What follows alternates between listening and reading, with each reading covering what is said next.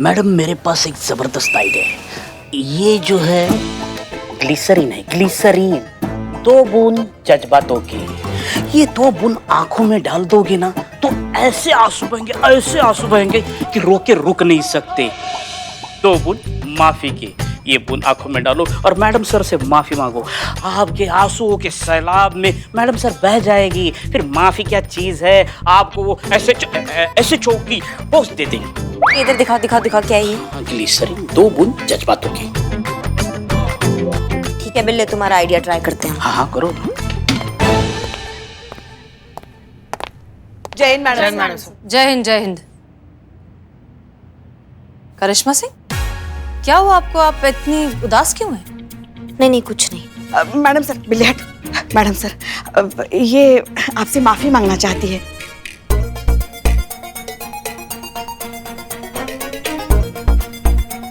देखिए ना अंदर से कितनी दुखी है, इसलिए आ जाइए।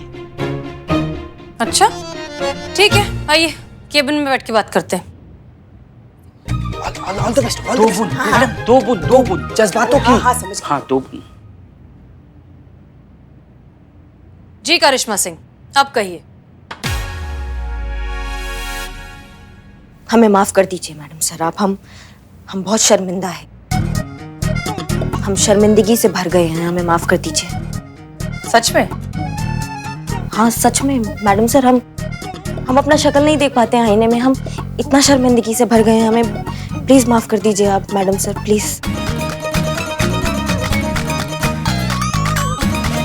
क्या हुआ मैडम सर?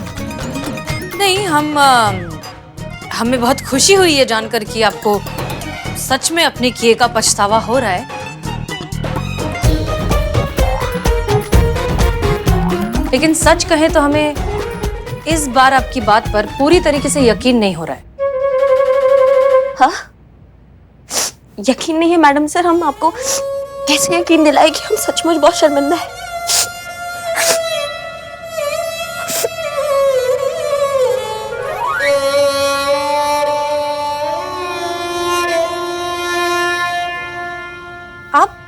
आप रो रही हैं? करिश्मा सिंह, आप सच में रो रही हैं? हाँ मैडम सर, ये हमारे पश्चाताप के आंसू है मैडम सर, हमसे बहुत बड़ा गलती हो गया। अच्छा प्लीज माफ कर दीजिए आप। ठीक है, प्लीज रिलैक्स। आप इस तरह से रोना बंद कीजिए। हमें तो यकीन नहीं हो रहा है। ऊपर से इतनी सख्त और इतनी कड़क दिखने वाली हमारी करिश्मा सिंह अंदर से इतनी इमोशनल है। देखिए, हम मानते हैं कि आपको अपने किए का पछतावा हो रहा है, इसलिए आप गिल्टी फील कर रही हैं, लेकिन उसमें इतना ज्यादा परेशान होने वाली कोई बात नहीं है करिश्मा सिंह। ये सब तो होता रहता है। इस तरह से रोना आपको बिल्कुल भी सूट नहीं करता करिश्मा सिंह। अच्छा ठीक है, हम आपको माफ करते हैं।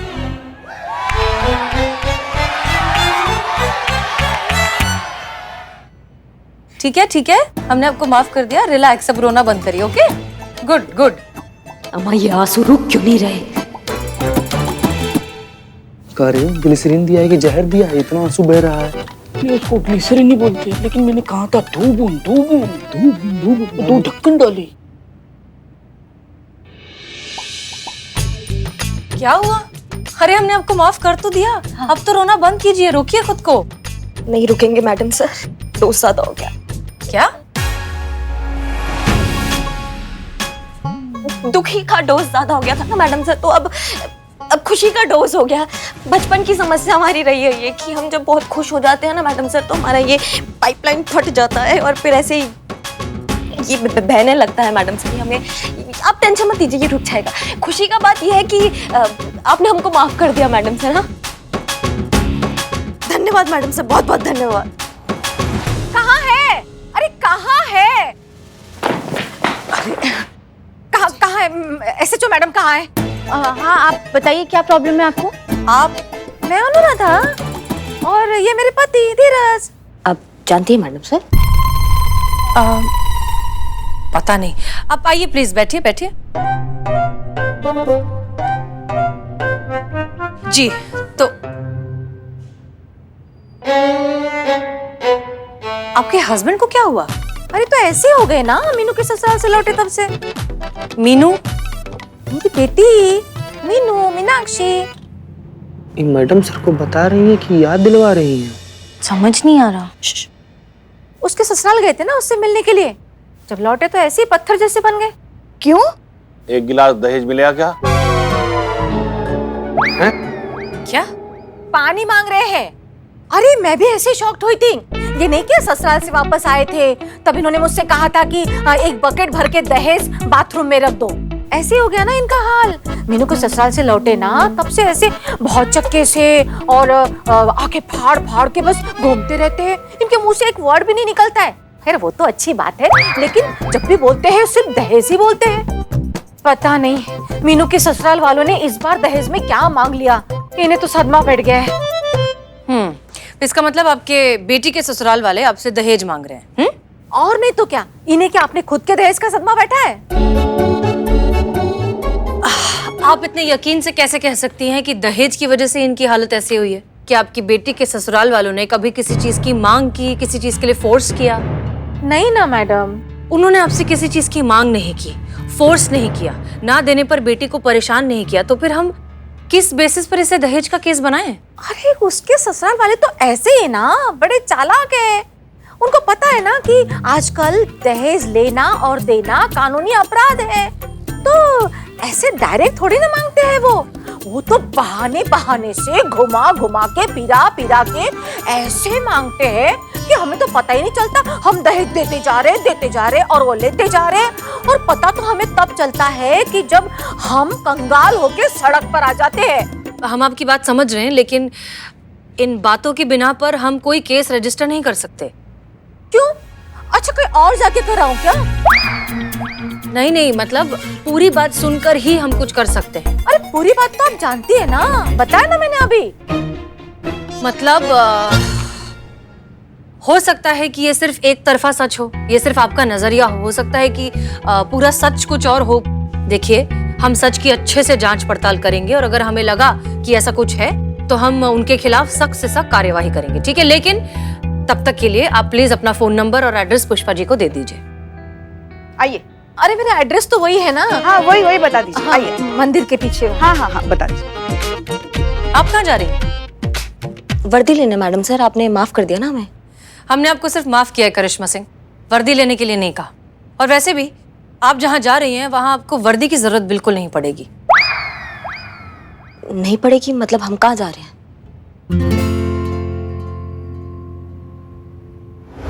बदनाम भाई। क्या है बे? क्या हैंडसम लग रहे हो यार। अरे वो तो मैं बचपन से हूँ, कोई शक? ए, चल निकल। चल और सुनो ना यार, एक काम था, 1000 रुपए दोगे? बाद में देता हूँ। माँ कसम, मैं 1000 रुपए के साथ जमाने पहले सेल्फी लिया था रे, तब से मैं खुद देखा नहीं, मैं देखने के लिए तड़प रहा हूँ। मैं नहीं है मेरे पास 1000 रुपए। बदनाम भाई, 1000 रुपए दे दो यार, कल देता हूँ। ऐसे थोड़ी होता है। अबे धंधा मंदा चल रहा, 1000 रुपए कहाँ से दे दो? 100 का गल्ला नहीं हो रहा। तो कौन देगा हमें उधार? सब तो हमारा कैरेक्टर जानते हैं, पैसा देते नहीं किसी को। 1 मिनट, बिल्लू से लेता हूँ। क्या बात, क्या बात, क्या बात। अरे बहुत अच्छा जोक मारा तूने, वाह। अरे बिल्लू तुझे 1000 रुपए देगा? इम्पॉसिबल। हमें नहीं देगा, इकबाल को, लेकिन डिम्पल भाभी को तो देगा ना। कौन डिम्पल भाभी? ये फालतू आदमी अपनी बीवी को भूल गया।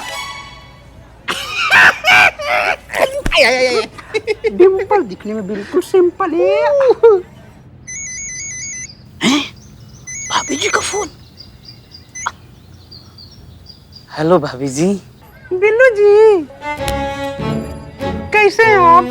हम तो ठीक है, आप कैसे हैं भाभी जी? लेकिन हम तो बिल्कुल फिट एंड फाइन नहीं है बिल्लू जी। हम बहुत दुविधा में, इसलिए हमें आपका याद आया है। कहे ना बिल्लू जी, हमको जरा देख, 2000 रुपया चाहिए था। नहीं, हमको 3000 रुपया चाहिए था, तो हमें तो अपना और कोई खास नजर आया नहीं, तो इसीलिए हम आपको फोन किए। 3000? अरे thank you so much Billu ji, हमको पता था, अब हमको मना नहीं कर पाएंगे। हाँ, आधा घंटा में दुकान पे मिलते हैं। Thank you so much Billu ji, आप कितना स्वीट है। बाय।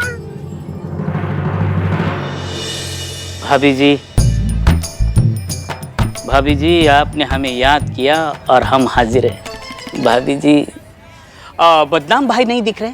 वैसे तो उस इंसान को दुनिया में ही नहीं दिखना चाहिए, पर फिलहाल कहाँ है वो? वो कौन काम से बाहर गए हुए हैं, अभी आते होंगे। भाभी जी जब से आपको देखा है ना हम काम से गए हैं। पैसा लाए हैं?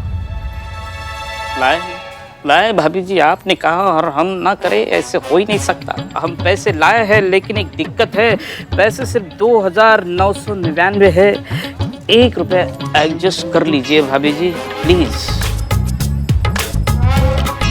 कैसी बात कर रहे हैं, हमारे लिए इतना कुछ कि हम 1 रुपया में एडजस्ट कर पाएंगे। कर लेंगे, चलिए। अच्छा आप बैठिए, हम आपके लिए चाय बना के लाते हैं, बैठिए ना।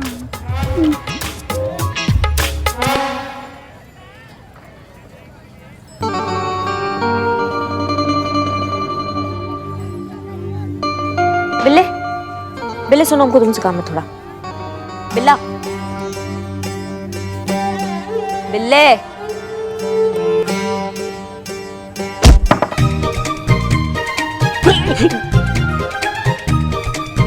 Good morning.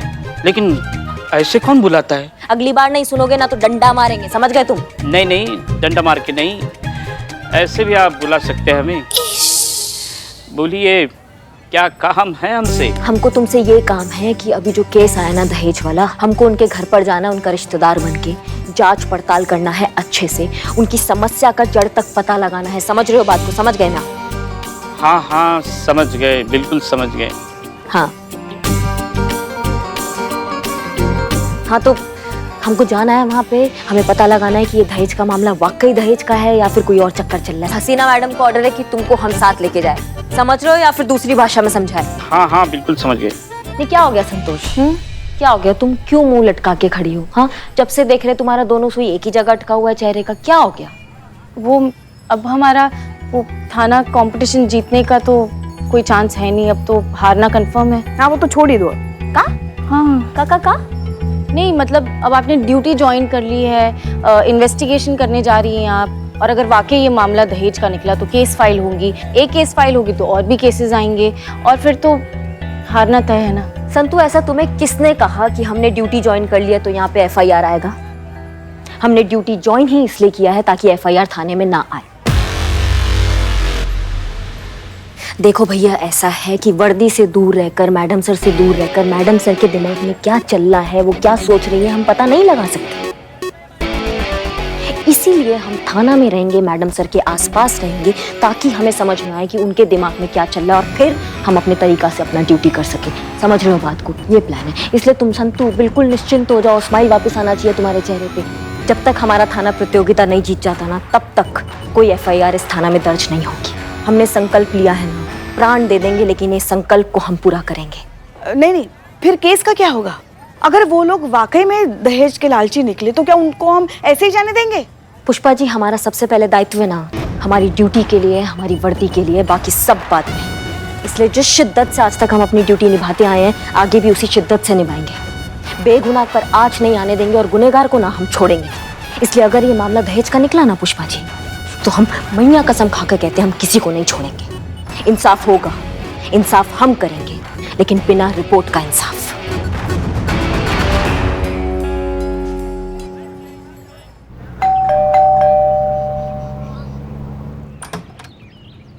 नमस्ते।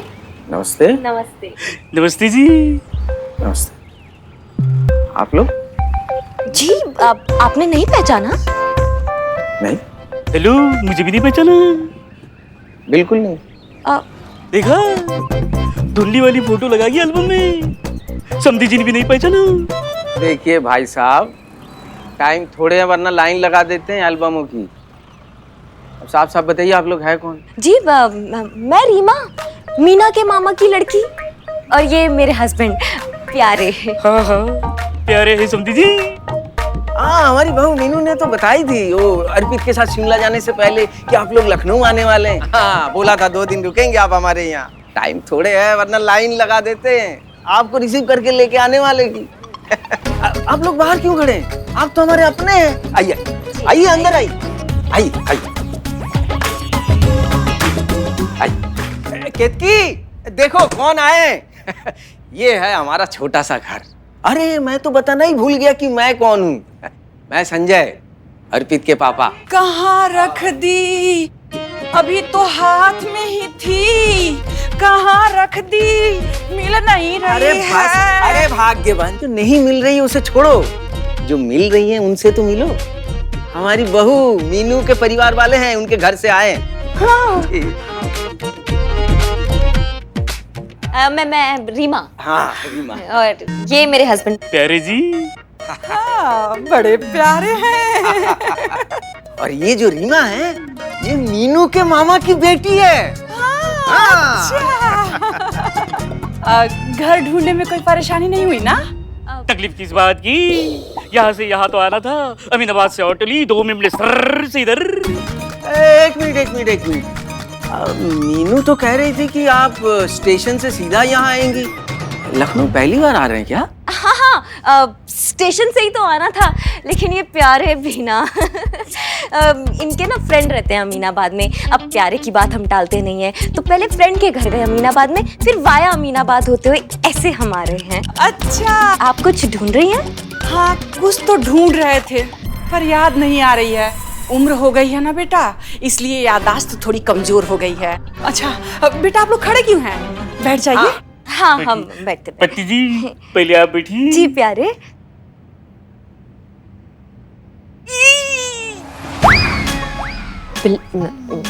प्यारे, क्या हुआ? 1 मिनट जी।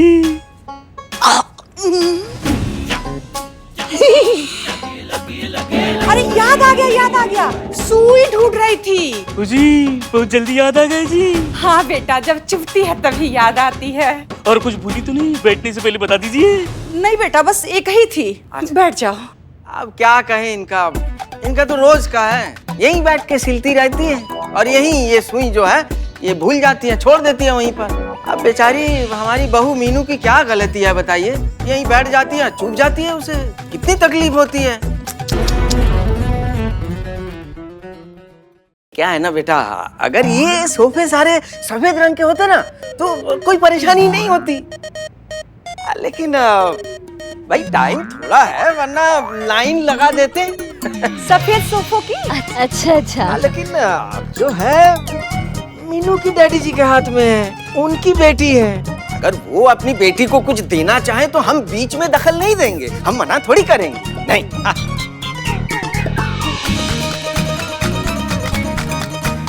अब अपनी बच्ची पर पहला हक तो अपने माँ बाप का ही होता है ना। है कि नहीं भाई साहब? नहीं, सही कह रहे हैं। हाँ देखा, ये भी कह रहे हैं, हम सही कह रहे हैं।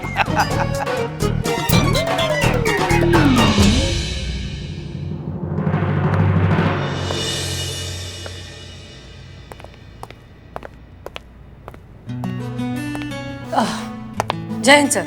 जय हिंद। कैसी हैं आप? हम ठीक है सर। आप बुरे तो हम भी नहीं हैं, बस हालात कभी कभी हमें बुरा बना देते हैं। क्षमा चाहते हैं, आपको प्रतीक्षा करनी पड़ी। वो क्या है कि अंदर आईजी साहब की एक जरूरी मीटिंग चल रही है। No problem sir, I understand.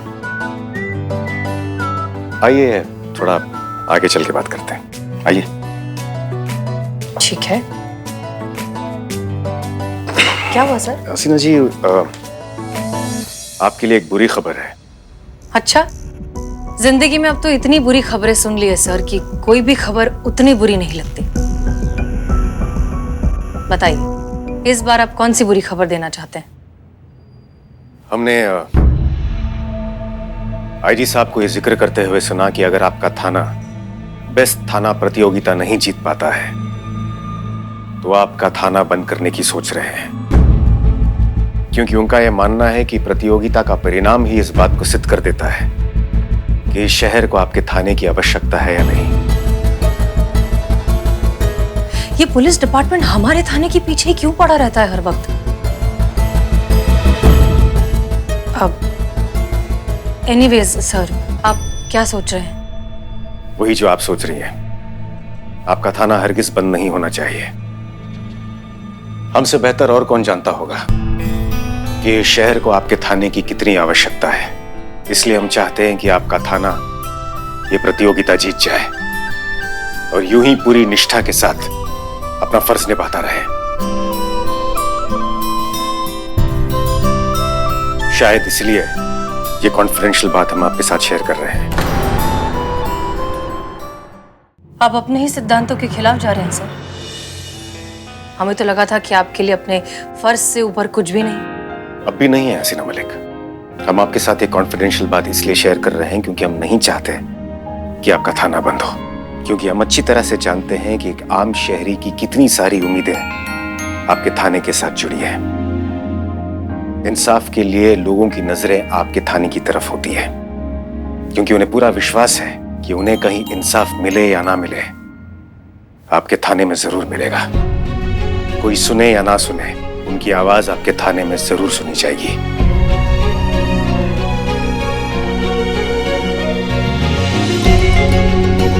कोई दे या ना दे, आपका थाना सच का साथ जरूर देगा। इसलिए कॉन्फिडेंशियल बात हम आपके साथ शेयर कर रहे हैं, क्योंकि ऐसा करके हम आपकी नहीं समाज की सेवा कर रहे हैं। अच्छा लगा हमें ये जानकर सर कि आप हमारे महिला पुलिस थाने की इतनी वैल्यू करते हैं, हमारे डेडिकेशन को, हमारे इंटेंशन को इतने अच्छे से समझते हैं। लेकिन अनफॉर्चुनेटली सर, आज के जमाने में प्रोडक्ट से ज्यादा एड्स बिकते हैं, तो ऐसे में हमारे थाने की ईमानदारी को कोई कैसे समझेगा?